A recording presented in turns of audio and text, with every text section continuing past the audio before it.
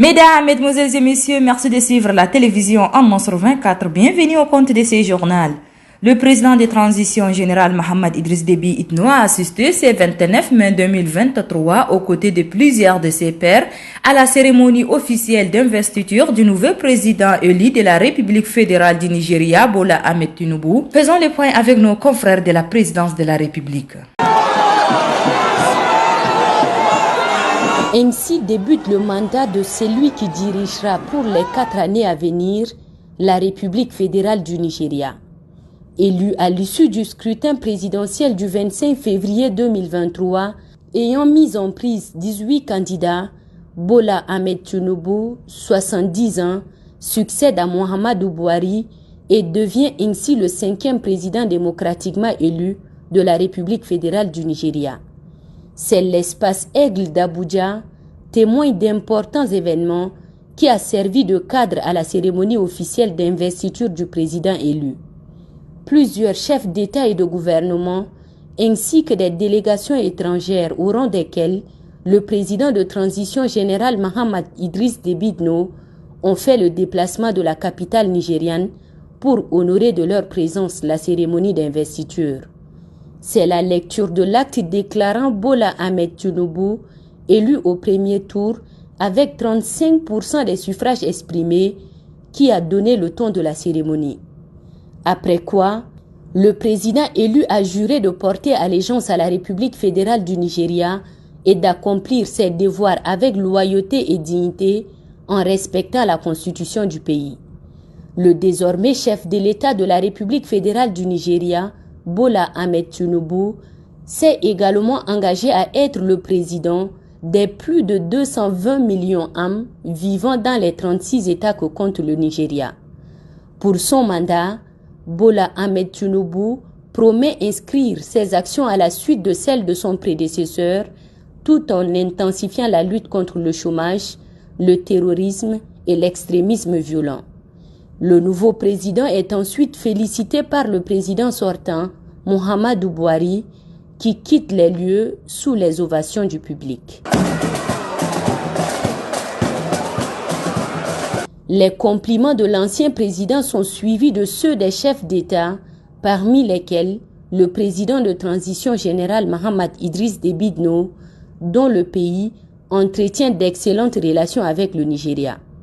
C'est aussi cette coopération agissante et mutuellement avantageuse qui témoigne de la présence du président de transition ce jour en terre nigériane. Peu avant, c'est le nouveau vice-président de la République fédérale du Nigeria, Kassim Shettima, qui a prêté serment sur la même formule consacrée.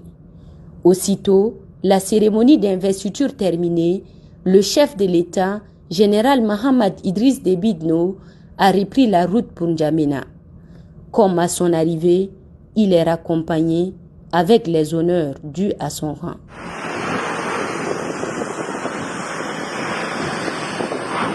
D'Abuja, revenons en N'Djamena, où le premier ministre de transition, chef du gouvernement d'Union nationale, Saleh Kebzabo, a donné le coup d'envoi de la construction de la digue dans la commune du 9e arrondissement en faveur de la population de la dite commune.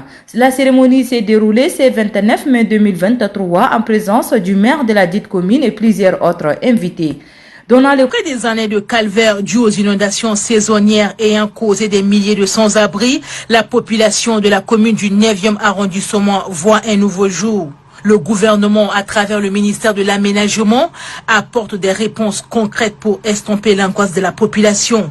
C'est ainsi que le premier ministre de transition, Saleh Kebzabo, lance officiellement à Dingagali les travaux de rénovation des digues modernes en béton, protégeant les habitations contre la montée des eaux. Le ton est donné par la pose de la première pierre. Pour l'ingénieur civil Zoumki Ouzane, 4 tronçons de digues dont la longueur cumulée avoisine les 30 000 mètres, soit 30 km, et la largeur de base varie entre 11 et 12 mètres seront réalisés. Le maire de la commune du 9e arrondissement, Mahamat Kerima Saleh, remercie les plus hautes autorités du pays pour ce acte et invite la population riveraine à faire bon usage des digues qui seront construites. Le ministre de l'Aménagement du territoire, de l'Habitat et de l'Urbanisme se réjouit de la concrétisation de ce grand projet. Au niveau du ministère de l'Aménagement, nous nous sommes fait le serment de ne pas vous laisser tomber. Et croyez-moi, toutes les équipes que je remercie ici ont travaillé au-delà des heures de travail pour réaliser les études escomptées qui nous ont permis aujourd'hui d'aller vers cette entreprise qui va réaliser les travaux. Je voudrais dire simplement que ce projet a retenu l'attention du président de la République, celui du Premier ministre. Les travaux de rénovation des digues ont démarré juste après la cérémonie officielle et ce pour un délai de 3 mois. Donnant le coup d'envoi, le Premier ministre de Transition, Saleh Kebzabo, a souligné l'importance de la construction de cette digue. Suivez-le. Intimement, cette phase d'inondation, comme vous l'avez vu l'année dernière, nous sommes venus ici, le ministre à plusieurs reprises, constater vraiment les dégâts. Nous aussi, on n'a pas dormi. Nous avons affronté la force de l'eau. La nature est venue rappeler à l'homme ses droits. Je voudrais aussi rappeler aux Tchadiens de la capitale qu'il n'y a pas que eux qui ont des problèmes. À l'intérieur du pays aussi, on a des problèmes. La partie la plus visible est celle que nous avons visitée il y a quelques semaines dans la région de Bangor. Je lance un appel à la population pour qu'elle nous accompagne dans ce qu'on est en train de faire, qu'elle s'approprie ce qu'on est en train de faire. Nous accompagner veut dire qu'on doit être partenaire, on doit être responsable, on doit assumer ce qui va se faire. D'une activité à une autre, l'association Betal Nadia a organisé ce 30 mai 2023 la 4e journée des adhérents sous le thème Les enjeux, défis, perspectives de la normalisation et de la certification des micro-entreprises agroalimentaires et cosmétiques. Donnant le coup d'envoi, le directeur général de l'association Betal Nadia, William Kaldé, a souligné l'importance de cette journée au micro de notre reporter Moussa Mohamed.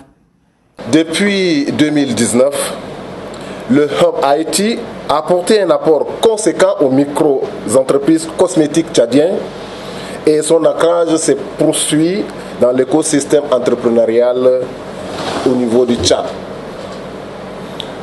Nous voudrions partager avec vous quelques chiffres qui parlent des réalisations de Hub.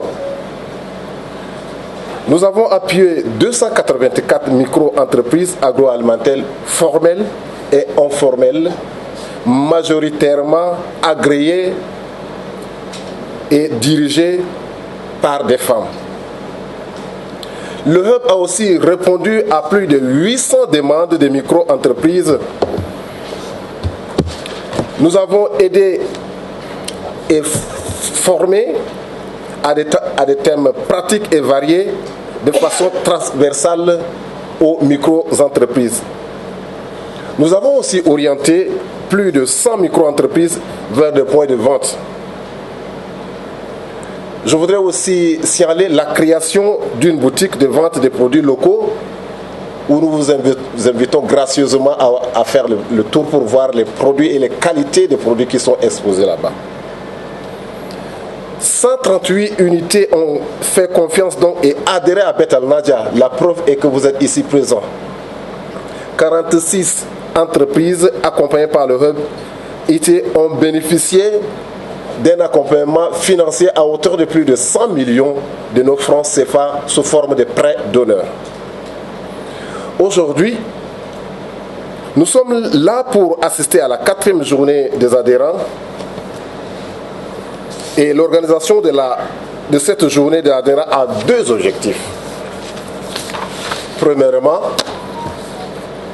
répondre à un besoin de renforcement des capacités des membres du réseau, des adhérents et adhérentes sur des thématiques technologiques ou générales.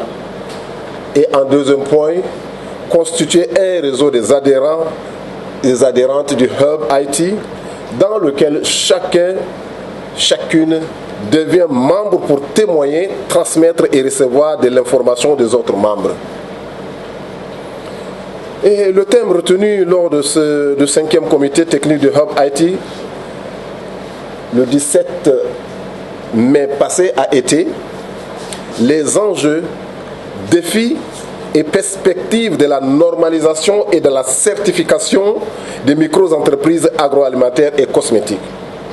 Ainsi, Bet Al Nadja a invité l'Agence tchadienne de normalisation ACNOR, institution en charge de la normalisation et de la certification au Tchad, à venir partager avec les responsables des micro-entreprises tchadiennes sur cette question. Grâce donc à leurs orientations et directives qui seront données lors de cette journée, plusieurs questions autour de la normalisation et la certification des produits tchadiens seront débattues et des réponses seront données par ACNOR qui est là présent et qui nous accompagne encore pour cette journée des adhérents. Par ailleurs, Bet Al Nadja vise à établir une passerelle opérationnelle de partage d'informations et d'expertise entre le tissu des micro-projets, petites et moyennes entreprises agroalimentaires tchadiennes et l'écosystème de la recherche tchadienne du secteur agroalimentaire comme Secocda, ACNOR et bien d'autres structures. L'accompagnement technique et technologique, la disponibilité et l'accès aux informations technologiques constituent le cœur des activités du dispositif HUB. Et c'est la fin de cette édition. Merci de l'avoir suivi. Au revoir et à demain. Bonne suite de programmes sur la télévision en Mansour 24. Merci d'être des nôtres.